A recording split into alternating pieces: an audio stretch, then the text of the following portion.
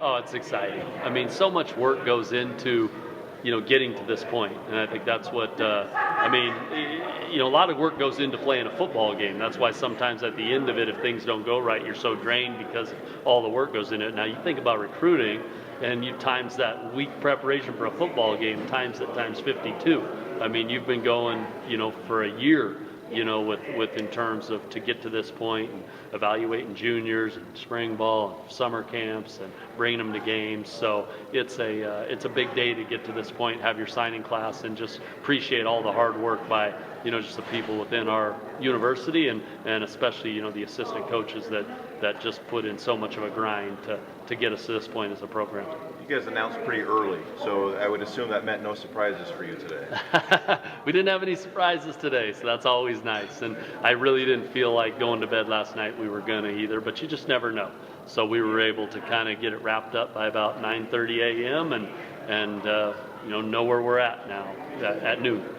4 GSL guys, a lot of local Washington talent. You just talk about what it was about the local guys this year that made you go so hard. Yeah, it was interesting. We, and every year I think our mindset, I know it is, our mindset is to say we're starting with the state, then we'll work out.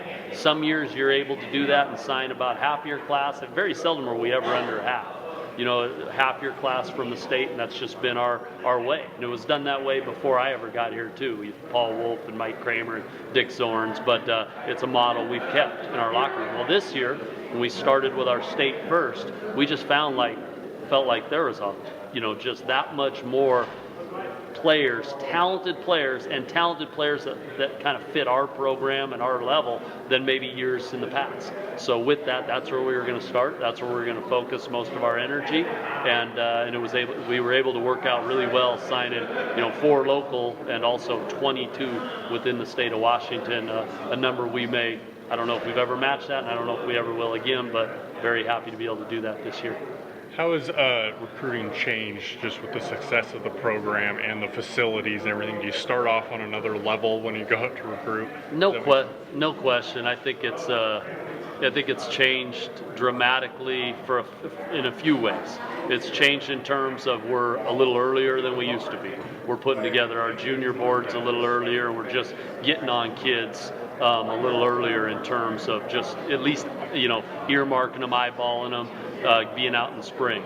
On top of that, the other thing that's happened to us with that adds bringing more guys on campus for games. And when you bring them on campus for games, it is a better atmosphere than it was even just 5-6 years ago. I mean, it's night and day, with the turf and the scoreboard and the sellout crowds and the tailgating. So we owe so much to, our president, our, Dr. Revlo, our administration, everyone who's involved in the game day crew for taking us to a level where when we bring these young men on campus, now they've experienced something really special at Eastern, and they're able to sometimes commit because they've maybe been to a summer camp, they've been on campus for a ball game, they've developed a relationship. They're able to commit sometimes before they even come on their visit, where in the past their visit in January was kind of their first real taste of Eastern. And that's been something that's allowed us to have so many more early commitments than we've ever had in the past. I know in the past it's always been about dressing needs, like last year wide receiver. This year, where were you looking? Were you able to get it accomplished? Well, signing 26, it looks like I was looking everywhere, but it starts out, I think, up front. I'll say that, and you'll probably hear me say that every year, because to me it's one of the hardest places to recruit, and you have to continue to do that, and you can't get behind on that, because you have to have big numbers in your O-line and D-line, and especially I felt like O-line this year, so we were able to really address that and sign a number of guys that'll fit into our fall camp roster at the O-line position. If I had to name one more area, I would say corners. And we lost 3 senior corners. Our top 3 corners were seniors last year, and I kind of lump them a little bit into secondary in general, because I feel like we signed a number of guys and have a number of guys on our roster that are a little bit interchangeable between corner and safety, and we're going to be able to get a good crop of guys in the secondary, young guys that are in the program but wanted to add to that with a rich crop of this year, and and figure out who fits into that corner role, who fits into that safety role. another set of twins, do they just kind of migrate to Eastern, or is that something like that? Well, hopefully they turn out a lot like the last set of twins, and it's one of those deals where, and that's common with twins sometimes. It's not necessarily at our place. Sometimes if they have that connection, then they want to go and play together. I think some twins sets do, maybe some don't.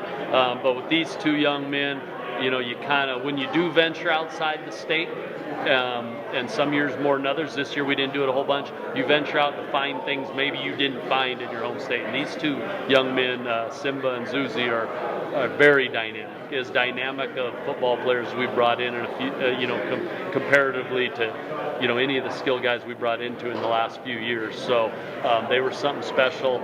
We had a connection to them with coming from the same high school as Taiwan Jones, and and they just loved their trip. The guys loved them, being around them up here, and they were just a great fit. So I'm happy to have Zuzi and Simba coming up.